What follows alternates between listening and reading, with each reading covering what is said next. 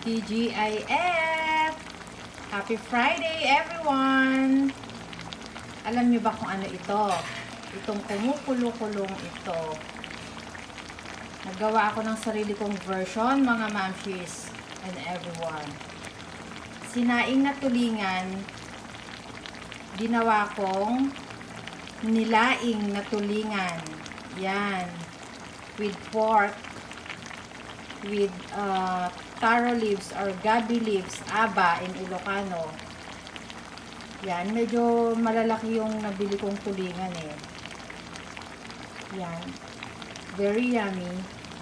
Iin-inin pa natin ng konti hanggang sa mag-reduce yung kanyang liquid.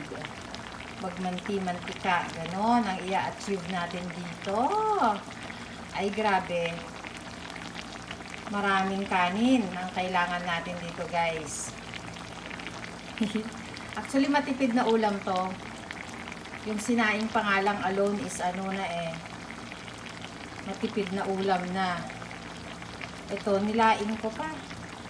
Oh.